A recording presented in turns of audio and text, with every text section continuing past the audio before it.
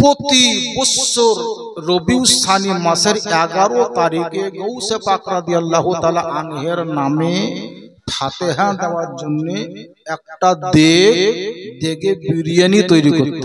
তার অভ্যাস, পীরের মুহাব্বতে, পীরের ওসিলাতে বহু কিছু পেয়েছে, যার জন্য বড় পীর সাহেবের মুহাব্বতে সেই লোকটি বা মুরিদটি তার অভ্যাস ছিল রবিউল সানি মাসের 11 তারিখে, মোট কথায় 11 শরীফে প্রতি বছর তিনি বাড়িতে একটা দেগে বিরিয়ানি তৈরি করতেন। আর গোটা পাড়ার ছেলে মেয়েদেরকে ডেকে গৌস পাক রাদিয়াল্লাহু তাআলা আনহের নামে ফাতিহা করে তিনি সমস্ত বিরিয়ানিকে বিতরণ করতেন। একদিন এক সময় সে তার কয়েকটা ছেলে মেয়েকে এক জায়গাতে রেখে যুক্তি পরামর্শ দিতে গিয়ে এটাই যুক্তি দিচ্ছে যে দেখো, আমি যে প্রতি বছর অর্থ ব্যয় করে টাকা পয়সা খরচ করে বাবুর্চি ডেকে এনে বিরিয়ানি তৈরি করি, আর আমি আমার পীর মুর্শিদ গৌস পাকের নামে ফাতিহা দিই, বিতরণ করে দেয় শিরনি, এর দ্বারাতে আমি বড় লাভবান হয়েছি। বাপ হিসাবে ছেলেদেরকে যুক্তি দিল, আমি যতদিন দুনিয়াতে বেঁচে থাকবো ততদিন পর্যন্ত আমি ফাতিহা দেওয়ার জন্য দেগ নিয়ে বিরিয়ানি রান্না করব। বড় বেটাকে ডাকা হলো, মেজো বেটাকে ডাকা হলো, সেজো বেটাকে ডাকা হলো, সবকে এক জায়গা করার পরে বড় পীর আব্দুল কাদের জিলানী ও গিলানীর মুরিদ যিনি ছিলেন তিনি বলছেন, বাবা রে, আমি যেমন প্রতি বছর বিরিয়ানি করে রান্না করি, ফাতিহা করে মানুষদেরকে খাওয়াই, মেহমান হিসাবে ডেকে পীর সাহেবের নামে ফাতিহা দেয়, আমি যতদিন পর্যন্ত বেঁচে থাকবো আমি অতদিন পর্যন্ত ফাতিহা দেব। আমার ইন্তেকালের পর আমি যখন ইন্তেকাল করব হয়তো আমার অস্তিত্ব দুনিয়াতে থাকবে না, কিন্তু শুনলে বেটা, আমি আমার ছেড়ে যাওয়া মালপত্র গুলো তোমাদেরকে দিয়ে চলে যাব, কিন্তু তোমরাও যতদিন বাঁচবে আমার বড় পীরের নামে ফাতিহা দিতে ভুল করিও না। মোট কথায় 11 তারিখের ফাতিহা নিজের বাড়িতে দেওয়া বন্ধ করিও না। এই মুরিদ তার গৌসে পাক রাদিয়াল্লাহু তাআলা আনহুর মুরিদ ছিলেন, তিনি প্রতিবেশী নয় বরং ছেলে মেয়েদেরকে এই সব শিক্ষাই দিলেন, প্রতি বছর তোমরা ফাতিহাটা দিয়ে দিও। শোনো রে বেটা, আমি তোমাদেরকে এটাও নসিহত করে দিলাম, আল্লাহ জানে, তাছাড়া দুনিয়ার মানুষ বলতে পারবে না। খোদা না খাস্তা আমার যদি ইন্তেকাল হয়, আমার যদি মৃত্যু হয়ে যায়, আর সেই দিন যদি 11 তারিখের দিন হয়, আমার ইন্তেকাল হওয়ার কারণে আমার বড় পীরের নামে ফাতিহা দেওয়া বন্ধ করিও না। আমার লাশকে কোন এক জায়গায় ঢেকে রেখে দেবে, কিন্তু আমার বড় পীরের নামে তোমরা ফাতিহা বন্ধ করিও না। যেভাবে হোক তোমরা ফাতিহা দেবে, আর আমি যেমন সবাইকে দাওয়াত করে খাইয়ে দিচ্ছি, তোমরাও আমার বড় পীরের নামে ফাতিহা করে সেই দিনটাও বন্ধ করিও না, কোন ফাতিহা যেন চালু থাকে। মুরিদ ছিল তিনি গৌসে পাকের, যেমন ছিলেন তিনি সব ব্যক্তি ছেলেদেরকেও শিক্ষা দিল ফাতিহা বন্ধ করিও না। তার মানে গৌসে পাককে যত বুঝতে পেরেছে, জানতে পেরেছিল, কুসুম গাছের গ্রামের লোক কত আদৌ বুঝতে বা জানতে পারেনি। যেহেতু তিনি নিজেই গৌসে পাকের মুরিদ হিসেবে তিনি ছিলেন বাবা, উনি যত বুঝতে পারতেন আমরা অত বুঝতে বা জানতে পারিনি। উনি যদি ফাতিহা করাতে পারেন, আপনি কেন করবেন না, কেনই বা দেবেন না? যতই বাধা প্রদান করুক না কেন, কাউরের বাধা আমরা শুনব না। এই লোকটা বলছে, বাবা শোনো, আমার যদি সেদিন মৃত্যু বা মরণ হয়ে যায়, খবরদার তোমরা ফাতিহা বন্ধ করিও না, আমার গৌসে পাকের ফাতিহা চালু করে দেবে। বেরাদার 1 বছর 2 বছর 3 বছর 4 বছর 5 বছর অতিবাহিত হয়ে গেল। ঠিক তেমনি রবিউল আউয়াল মাসটা চলে গেল বাবা, রবিউল সানি মাস শুরু হলো। এই যে বড় পীর আব্দুল কাদের জিলানী ও গিলানী রাদিয়াল্লাহু তাআলা আনহের যিনি মুরিদ ছিলেন, তিনি তো তার ছেলে মেয়েদেরকে শিক্ষা দিয়েছিলেন খবরদার ফাতিহা বন্ধ করিও না। আমার ওই বড় পীর সাহেবের নামে যে দিকটা আমি চাপাই, এই দিকটা বন্ধ করিও না। সেই দিন যদি আমার মৃত্যু বা মরণ হয়ে যায়, কাউকে বুঝতে বা জানতে দিও না। আমার বড় পীরের নামে ফাতিহা বন্ধ করিও না। আল্লাহর কি হুকুম হলো, পীর মুর্শিদের একটা খেলা শুরু হলো। রবিউল আউয়াল মাস শেষ হলো, রবিউল সানি মাস শুরু হলো। 1 তারিখ 2 তারিখ 3 তারিখ 4 তারিখ পর্যন্ত চলে গেল। লোকটা এখনো সুস্থ শরীরে আছে। ছেলেদের সঙ্গে যুক্তি হলো, এই বছরের দিকটা ভালোভাবে তৈরি করতে হবে বাবা।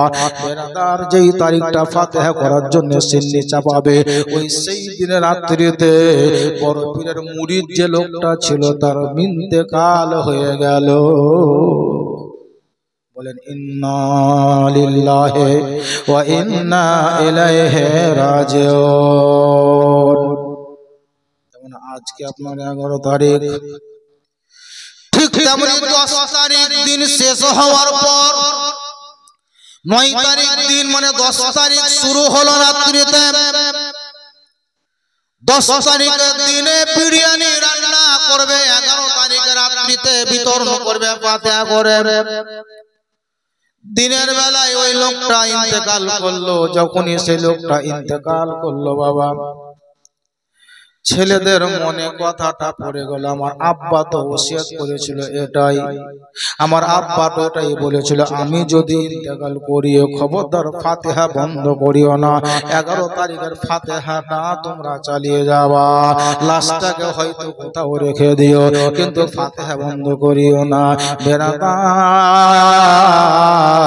ছেলেদের যখনই মনে পড়ে গেল, বড় ভাই মেজো ভাইকে ডাকলে এখানে এসো, মেজো ভাই ছোট ভাইকে ডাকলে এখানে এসো।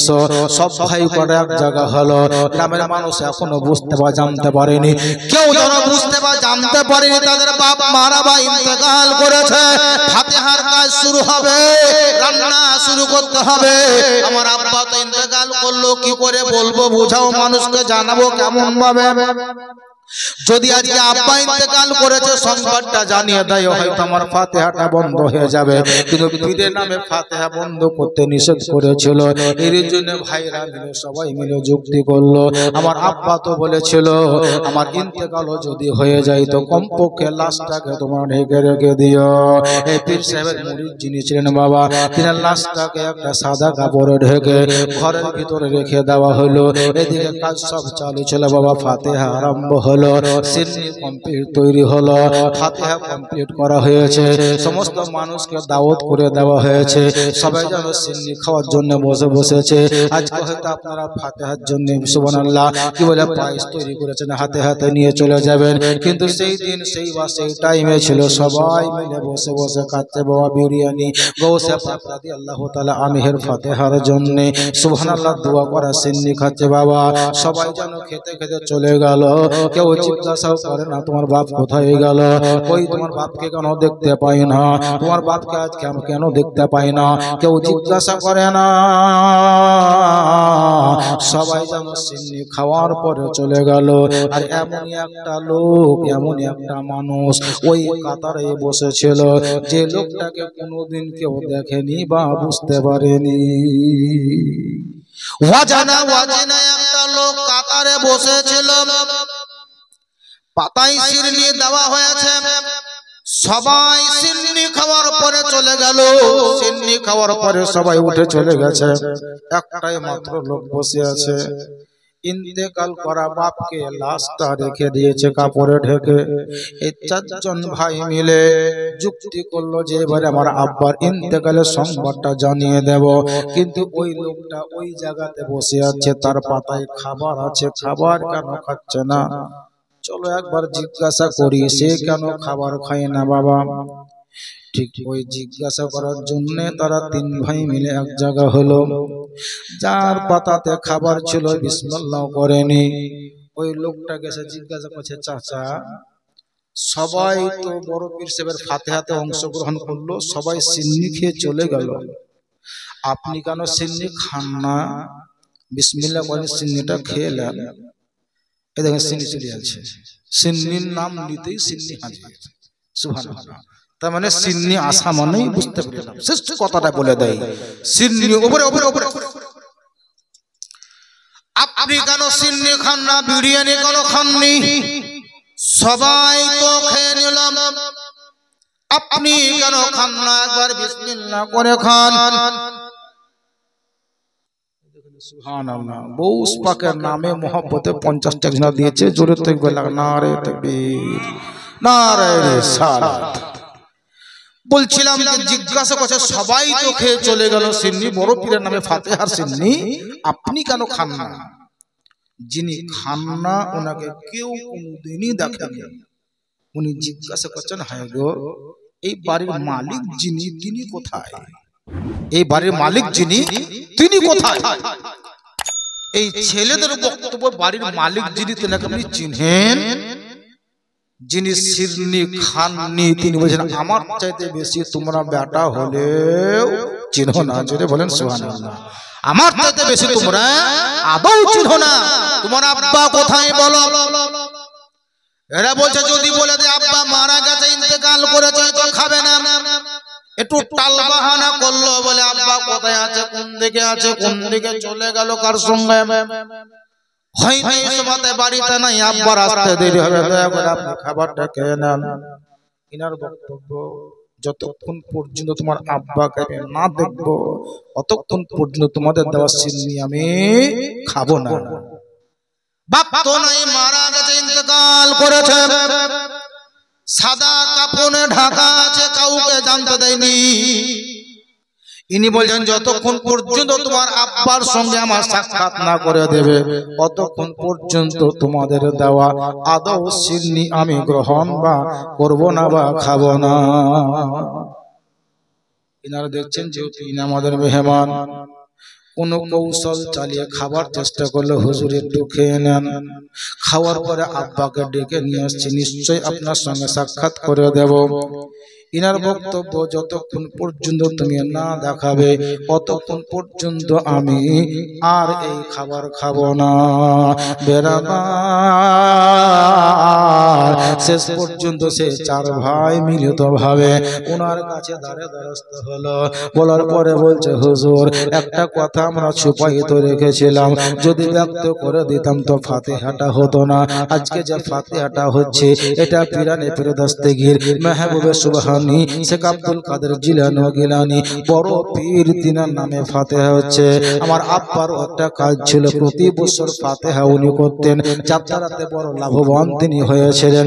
আমার আব্বার ওসিয়ত মোতাবেক আজকে আমরা ফাতিহার জন্য বিরিয়ানি তৈরি করেছি, কিন্তু বড় দুঃখের বিষয় আপনি যার জন্য খাবারটা খান না সেটাই তো হলো আমাদের আব্বা, আমরাই তো হলাম তার সন্তান বা ছেলে। বলে হুজুর আজকে একটা সত্য কথা বলি গো, আমার আব্বা আজ দুনিয়াতে বেঁচে নাই, আমার আব্বা ইন্তেকাল করেছে, আমার আব্বাকে লুকায়িত ভাবে রেখেছি, ব্যক্ত করিনি, মানুষকে বুঝতে বা জানতে দেয়নি। ওই দেখেন ওই ঘরের ভিতরে আমার আব্বার লাশটাকে সাদা কাপড়ে ঢেকে রেখে দিয়েছি। যখনই বলেন ওই জায়গাতে রাখা আছে আমার আব্বার লাশ, তিনি বলছেন খাবারটা একটু রেখে দাও, চলো তোমার আব্বার লাশের কাছে আমি চলে যাই। যখনই বলেন আপনি চলো তোমার আব্বার লাশের কাছে যাব, এই জায়গা থেকে উঠে তিনি তার ছেলেদের সঙ্গে যেই ঘরের ভিতরে সাদা কাপড়ে ঢাকা ছিল লাশ, বাবা মৃত্যু ব্যক্তিকে লুকায়িত ভাবে রেখেছিল, ব্যক্ত করেনি। ওই জায়গাতে যাওয়ার পরে মৃত্যু ব্যক্তির নিকটে যাওয়ার পরে তিনি কন্যা প্রহরে বলতে আরম্ভ করলো, বলে ওরে আমার মুরিদ শোন, আজকে তুমি আমাকে দাওয়াত করেছো, আমি মেহমান হিসেবে তোমার বাড়িতে এসেছি। আজ আমি তোমার পীর মুর্শিদ, তোমার দাওয়াত পাওয়ার কারণে তোমার বাড়িতে আমি মেহমান স্বরূপ এসেছি। আমাকে মেহমান ডাকার পরে তুমি বাড়িতে ঘুমিয়ে থাকবে আর আমি তোমার বাড়িতে খাবার খাবো। শুনে রে যতক্ষণ পর্যন্ত তুমি উঠার পরে আমার সামনে না বসবে ততক্ষণ পর্যন্ত আমি তোমার বাড়ির ফাতিহা করা খাবার খাবো না। চট করে যখনই কথাটা বলা হলো, ওই তিনটি কথা বলা মাত্রই ইন্তেকাল করা ব্যক্তি যে মৃত্যু অবস্থায় ছিল সঙ্গে সঙ্গে জীবিত হয়ে বসে গেল। তখনই জীবিত হয়ে বসে গেল। একসঙ্গে বসে খাবার খাওয়ার পরে শেষ পর্যন্ত এটাই বলে দিল, বেটা বলো শোনো, তোমরা হয়তো বুঝতে বা জানতে পারোনি এই লোকটা যিনি ছিলেন তিনি হচ্ছেন আমার প্রিয় মুর্শিদ, আর তিনি হচ্ছেন গোটা বিশ্বের মানুষের জন্য বড় পীর, যার নাম হলো আব্দুল কাদের জিলানী ও গিলানী, যিনি সরাসরি বগদাদ শরীফ থেকে এসে ইন্তেকাল করা মুরিদ, যিনি শয্যায় শুয়েছিলেন, ইন্তেকাল করে শুয়েছিলেন, সেই ব্যক্তিকে তিনি জীবিত করেছিলেন। এটার নাম হলো কারামাত। গৌসে পাক রাদিয়াল্লাহু তাআলা অনেক ইন্তেকাল করা মৃত্যু ব্যক্তিকে জীবিত করেছেন এবং জীবিত ব্যক্তিকেও মৃত্যু রাস্তায় ঠেলে দিয়েছেন। এই পীরদের খেলা, ইনাদের নীলা ওরাই বুঝতে বা জানতে পারে যাদের অন্তরে পীর ও মুর্শিদের কানেকশন জোড়া থাকে, যারা পীরকে চিনে বা জানে তারাই পীরের কায়মত সম্পর্কে বুঝে। আল্লাহ তাআলা খাল্লাকে কায়নাত আজকে আমাদের সবাইকে এই কুসুমগাছি গ্রাম থেকে মহিলা পুরুষ সবাইকে বড় পীর আব্দুল কাদের জিলানীর ফাতিহাতে অংশগ্রহণ করার মতো ক্ষমতা প্রদান করেছেন। আমি অংশগ্রহণ করলাম, আজকে এই জায়গাতে বসে কিছু আলোচনা করলাম। এই আলোচনা করতে গিয়ে যদি কোথাও ভুল হয়ে যায় আল্লাহ যেন আমাকে মাফ করে, আল্লাহ যেন আমাকে ক্ষমা করে দেয়। আজ এইখানে আমি নতুন হিসাবে এসে যতটুকু পারলাম বলার চেষ্টা করলাম, জানি না কথা ভুল হয়ে যায়, আল্লাহ যেন আমাকে মাফ করে দেয়। জোরে বলেন আমিন সুম্মা আমিন। শেষ কথা আর বাড়িয়ে না বাড়িয়ে এইখান থেকে করলাম বক্তব্য ইতি। পুরার মধ্যে ভুল ত্রুটি ক্ষমা প্রার্থী। ওয়ামা আলানা ইল্লাল বালাগ। আসসালামু আলাইকুম ওয়া রাহমাতুল্লাহি ওয়া বারাকাতুহু। ওয়াস্তাগফিরু রাব্বি মিন কুল্লি যামবিন ওয়া আতুবু ইলাইহি। আশহাদু আন লা ইলাহা ইল্লাল্লাহু ওয়া আশহাদু আন্না মুহাম্মাদান আবদুহু ওয়া রাসূলুহু সাল্লাল্লাহু আলাইহি ওয়াসাল্লাম। আমার ভাষায়, আমার কথায়, আমার ওজনে সেহাতে ব্যক্তিগতভাবে কেউ যদি দুঃখ পান ক্ষমা করবেন। আল্লাহ ক্ষমাশীল ব্যক্তিকে বেশি ভালোবাসে। আল্লাহ তাআলা যেন আমাদের এই দেওয়া ফাতিহাকে কবুল মঞ্জুর করেন। আমিন সুম্মা আমিন। আসসালামু আলাইকুম ওয়া রাহমাতুল্লাহি ওয়া বারাকাতুহু। আল্লাহুম্মা